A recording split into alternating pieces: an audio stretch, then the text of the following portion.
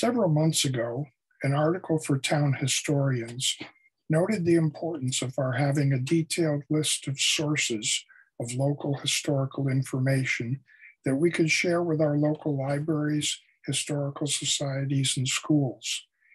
As I compiled such a list of the 30 or so sources for the town of Maryland, I realized there was one source on the list who I wanted to get to know more about, Art Lowe. Now, after getting to know him a little better, I believe that Art Lowe deserves a more important place in our community's history than I have given him.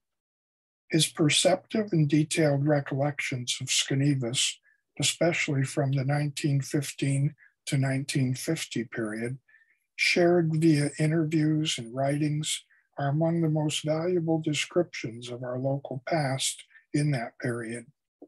His life also serves as a reminder of our local past and the important contributions that members like Art and his wife made to our history. And so today the plan is to share with you some information I've assembled about his life. Secondly, to share some of the lessons we might learn from that life and from his words. And finally, to share just a sampling of the Schenevus history he's left for us to use so we might better understand our community's past.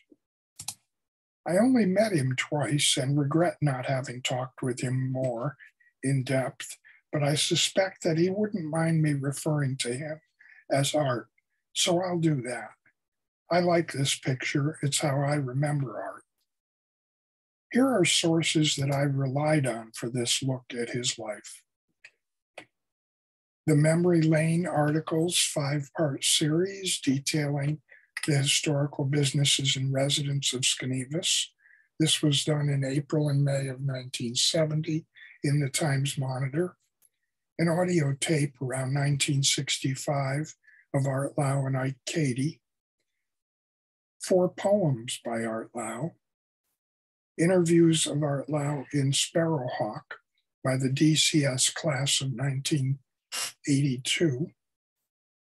And then a whole series of interviews of Art Lowe in newspaper articles. Also in newspapers, 25 clippings at least of Art Lowe, news, advertisements, and obituaries. And then there were documents found online, census, draft registration, marriage certificate, and Social Security death notice. And finally, sadly, just a few photos of Art, Blanche, from articles and a couple from our archives. Wish we had more photos. Art Lewis Lowe was born on October 7, 1899 in Harpersville, Broome County, New York, to Edward and Alice Lowe. Art recalled that he was, quote, one of the last they ran through before the change of the century. His father was a lumberjack there near Harpersville, and his mother cooked for those in the lumber camp. Art remembered being told how they'd place him in a box of clean sawdust at the lumber mill, and he would be happy. As he got older, he became fascinated by the steam engines that were used in the logging operation and lumber mill and learned all he could about them. By 1908, the family had moved to Davenport following lumbering jobs, and Art attended school for the first time. Typical of his keen memory, he remembered it was the High Point School in the Taylor District, halfway between Davenport and Butts Corners.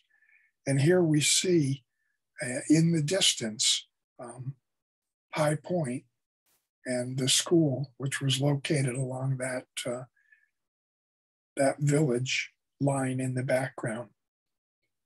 Art was soon challenged as a new kid by a bigger classmate, but he had learned some lessons from watching lumbermen wrestle in their spare time.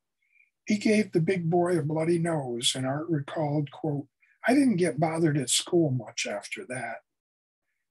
As Art told John Mulberry, who interviewed him for Sparrowhawk, that John and his classmates produced, Art much preferred working outside to being cooped up in school, but he did want to remain in school until he was 14 in order to get a working certificate.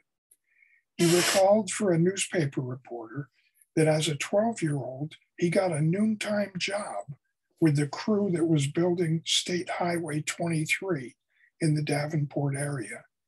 He was able to haul one load of gravel and still get back for afternoon classes.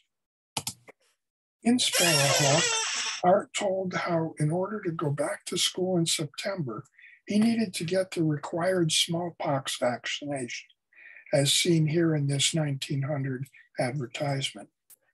On the August day set aside for the shots, he rode his bike to school, and the doctor told Art he needed to rest the arm after the shot for 2 weeks to prevent complications.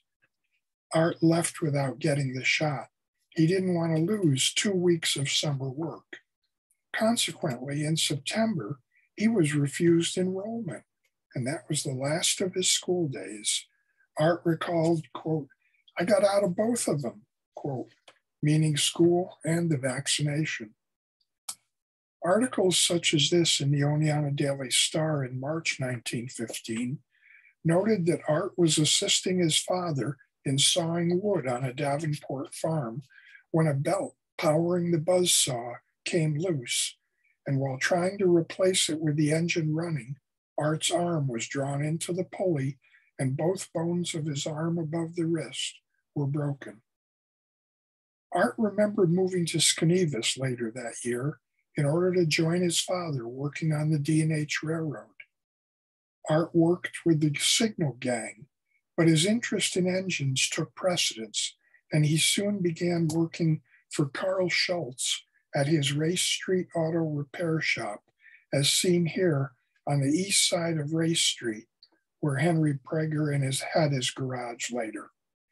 In the next few years, Art also worked part-time with a concrete construction company, dug potatoes, and hauled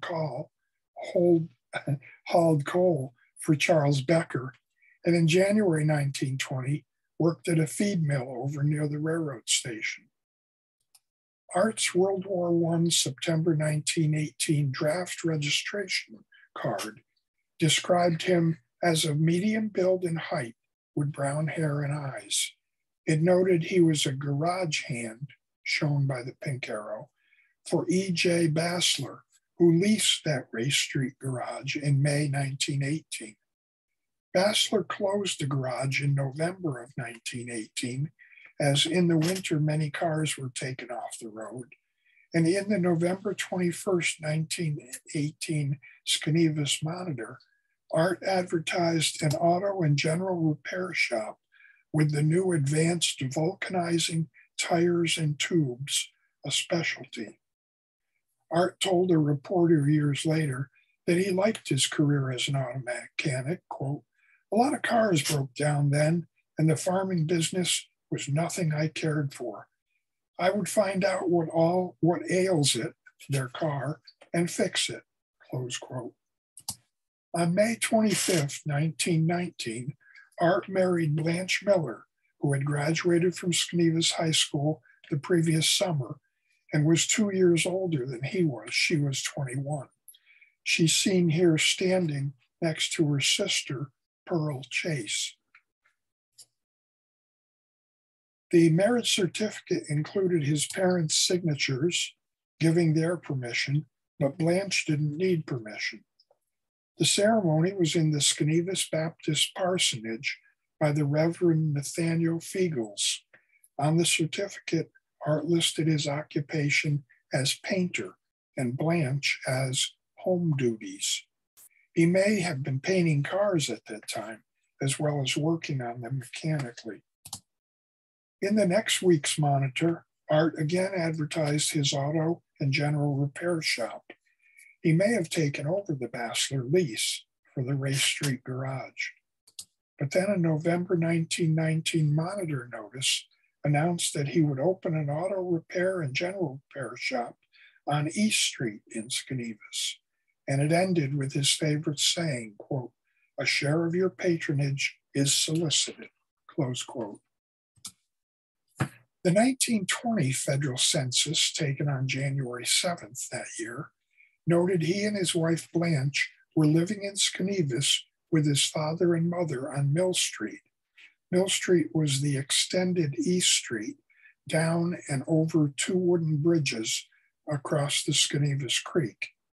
He was said to be a machinist working at a South Side feed mill. Sadly, in April 1921, Art's father Edward died at age 55, following an accident on the job as a section man on the D&H Railroad. He was severely injured when he was struck by a sprung rail that he was removing from the track when it struck his leg.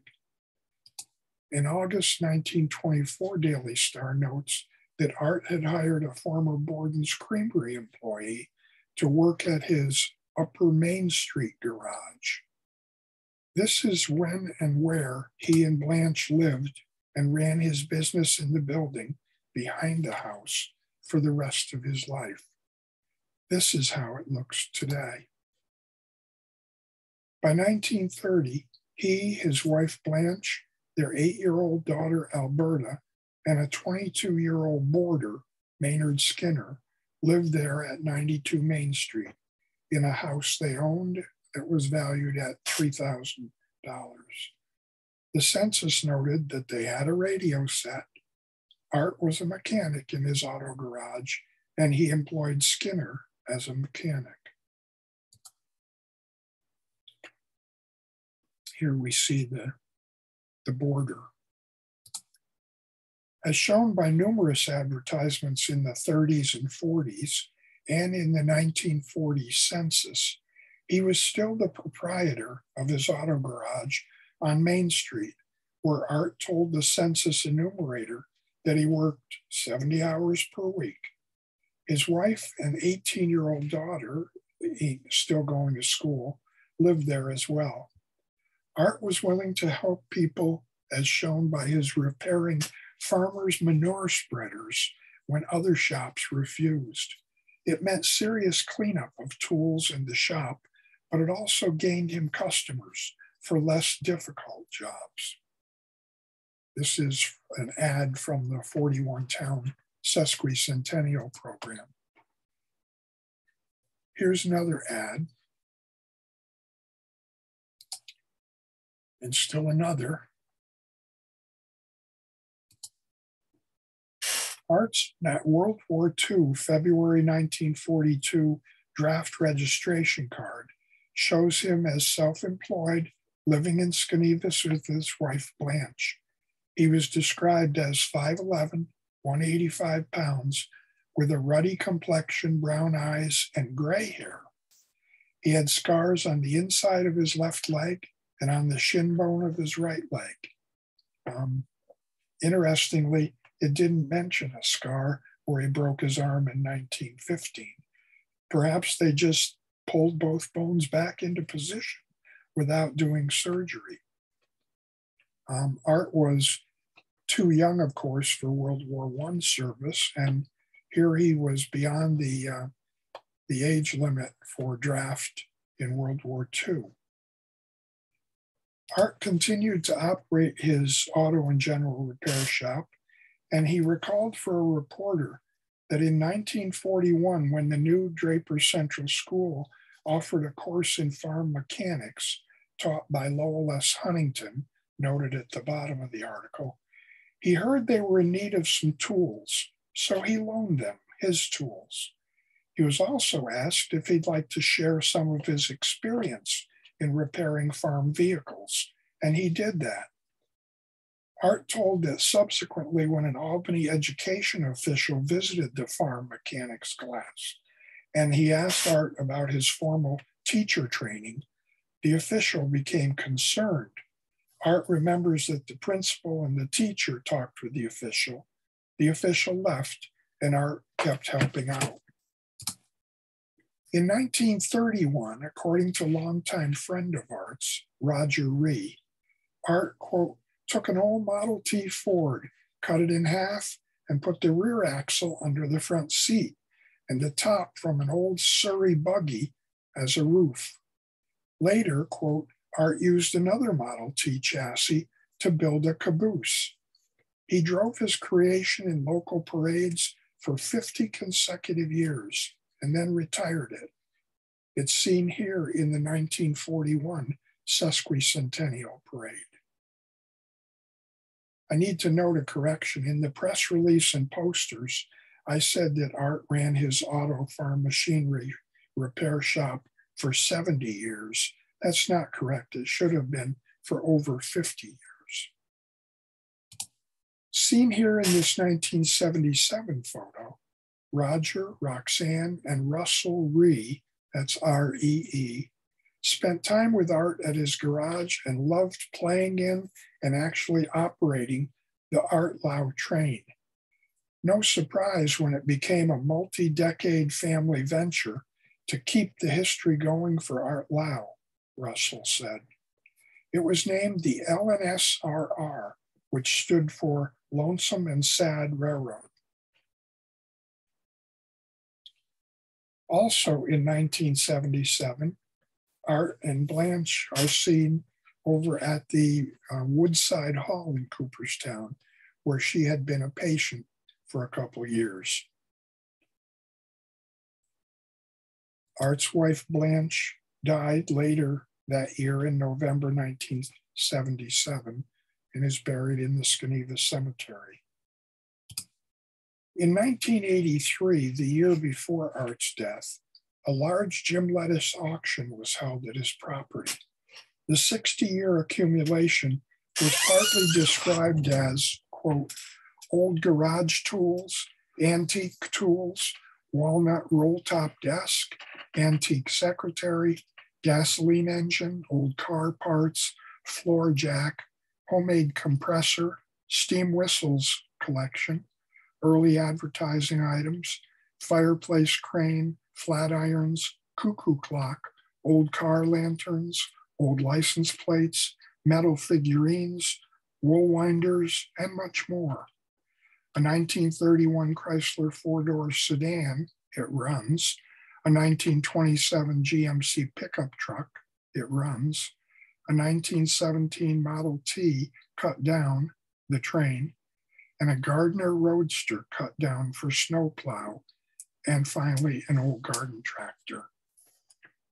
In her June 1977 Daily Star article about Art, Mary Ellen Murin, a Maryland resident herself, noted, quote, one of Art Lowe's dreams is to see a museum started in Schenevus where the young people could see how their grandparents lived, close quote.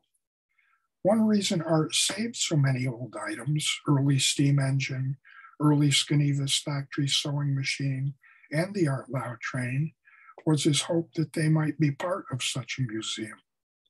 It must have been difficult to see his collection put up for auction. Mrs. Murin's mention of Art setting down his memories in a little, as she put it, in an interesting little paper intrigues me. There has been no little interesting paper found. It sure would be fun to come across that paper. Russell Ree tracked down the buyer of the train, bought it for $400, and it was back in the 1984 parade, although on a flatbed, as seen here. Art was pleased that it was back in the parade. Roger and Russell Ree and the whole family restored the Art Lowe train so that by 1986, it was back in the parade under its own power, as seen here, and it's been in the parade every year except during COVID. Russell remembered that Art would say, I'll show you and let you learn. Russell added that Art was a fantastic man. Just a few months after the train was back in the Schenevus parade, Art died at the Meadows in Cooperstown on December 24th, Christmas Eve, 1984, at age 85.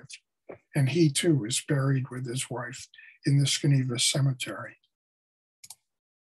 One of Art's last opportunities to share his wisdom and knowledge came when he was interviewed for the 1982 Sparrowhawk, as mentioned previously, by John Mulberry and Augie Prager. John was so taken by Art that he wrote, quote, "Perhaps the greatest discovery we've made in our 2 years of historical research is a person. A colorful octogenarian, he's a pack rat, has the memory of an elephant, and spins down-home homilies with the wit of Will Rogers. It don't pay to be scared or get bossy," said Art Lowe in recalling lessons learned as a child at the turn of the century. Speaking of lessons or characteristics, we can see a number of them that have been illustrated by items and events that I've mentioned in Art's life.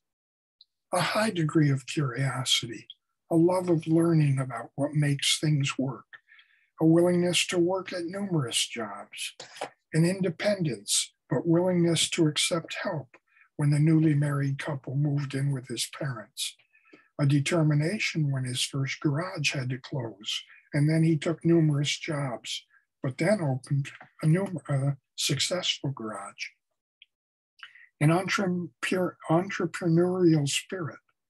He made many parts when needed. He experimented and innovated with vehicles. Good with young people, such as at the school shop and the Ree kids, and leaving his mark on John Mulberry. A family man, happily married for 58 years. At least 50 articles in the 1960 and 70 newspapers noted Mr. and Mrs. Arthur Lowe visited Mr. and Mrs. John Farouche, daughter, or they visited another couple in Franklin, or they visited friends. They were a very social couple. Here's Art and Blanche enjoying a 1966 DO line, Delaware and Otsego line, railroad trip between Oneonta and Mickle Bridge in Delaware County. He was committed to preserve items for the next generation to experience. He promoted Schenevus, as we'll see in one of his poems. He certainly had a sense of history and was a very successful businessman for 50 years. Here's a poem that Art wrote expressing his love of Schenevus. Our old hometown. I live in old Schenevus, the best town on the pike. There may be others better, but it will be a long, long hike. Just why I like Schenevus, I suppose you'd like to know. Then this to you, I'll try and show. The stores and shops sell many things, from lollipops to diamond rings. The restaurants have canary birds that chirp and sing. Of course, in Schenevus, there are many kinds of works: doctor, mechanic, and grocery clerk. We have a good hotel and a hometown paper, and the best there is for an undertaker. 2 barber shops and 1 hall where we have entertainment and play basketball. If you do not like Schenevus and like to travel and boast, take a trip on our buses that are known as the Greyhound, coast to coast. The farming boys, both gallant and brave. If you have a farm, your property save. And the Bordens here and the D&H too, if you want work, we'll give you something to do. Now, if you're loyal to Schenevus, you'll have no kick, and you should be just as happy as a newborn chick. Art talked with me and others about the tannery. The tannery, located on Tannery Street, employed 20 to 30 men, Art told us. Mr. Haskell Lewis was a watchman at one time. It used hemlock bark for tanning hides for making leather. There used to be a pile of bark as large as a small house, which was quite a sight to see. A man named Eugene Lee had a pair of black oxen, which drew a lot of bark from South Hill on the old Shingle Kill Road, where Mr. Lee lived in a log house. The tannery building had over 4,800 square feet of roofing, and an 820 square foot addition was built in 1896. From its beginning around 1830 to 1896, it was owned by various owners and became the most flourishing Schenevus business. The tannery was first powered by water, Schenevus Creek next to it, and then by steam. This 1905 map notes steam, whereas the 1898 map still noted water power.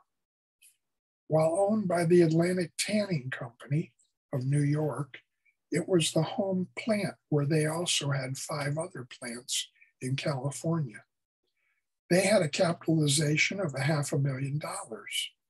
Around 1895, the American Velocitan Company patented a revolutionary new process for tanning hides that reduced time needed from, amazingly, 6 months to 48 hours.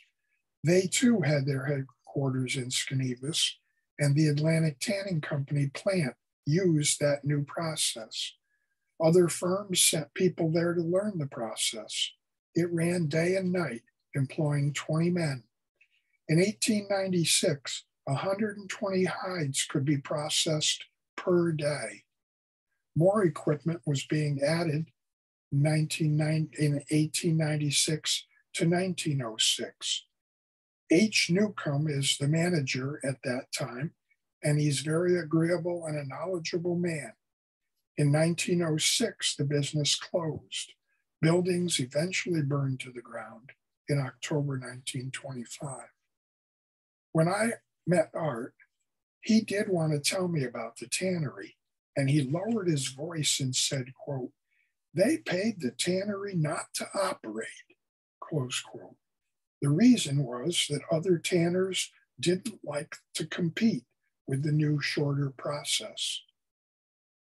Art told Augie Prager for Sparrowhawk that there were 6 manufacturers of barbed wire for fences, mostly on Main Street. Quote, "Down by Sid Chamberlain's, where that little red barn was torn down a few years ago, there was a machine there. I got that machine now," Art said. "There were a lot of things on a board, and you'd string the wire in a right way and put the kinks in the wire where you wanted them." I haven't found any other mention of the manufacture of barbed wire at Schenevus. Our maps that show tin shops and blacksmith shops may be where barbed wire was also made. With Art's information, that craft would be missing from our list of artisans. I searched the web to try to find such a board for making the kinks like Art mentions, but I couldn't find anything like it. In saving the best for last, there's Art's 5-part series that town historian and Worcester Times Schenevus Monitor newspaper reporter Ruth Grimes had Art do for the Schenevus Village Centennial in 1970. He took an imaginary journey up and down Main Street, recalling the historical owners and businesses along the way. For example, quote, "The home owned by Mr. and Mrs. Joseph Stark was owned by Charles Brady, and he ran a wood repair shop where he repaired furniture. And then at the Masonic Block, there was a hardware store owned and run by Mr. Bush, who sold wagons and sleighs, both light and heavy. He also sold such items as horse tread power, steam and gas engines, thrashing machines, and corn cutters. Mr. Bush was the first auto salesman in this district. He sold the Everett and Elmore cars and later scropped forth in 1916 and 17. He entered and engaged in business with Charles Hubbard. In the basement of this building was a plumbing shop owned by Walter Clark with John Van Housen as helper. In 1912, Mr. Bush sold the hardware store to Mr. Clark, who operated both the hardware store and the plumbing business until his death. At this time, Valder Tipple bought the hardware store and John Van Housen took over the plumbing business. Sometime after this, the business changed hands to William McDuff and then to Millard Luke Hazen, who added a gas and oil business. This was moved to the present Blue Sunoco station, which Hazen built.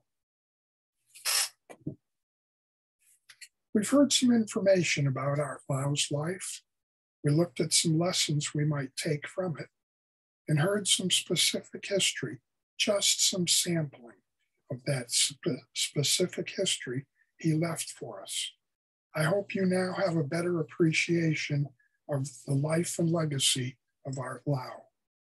Thank you.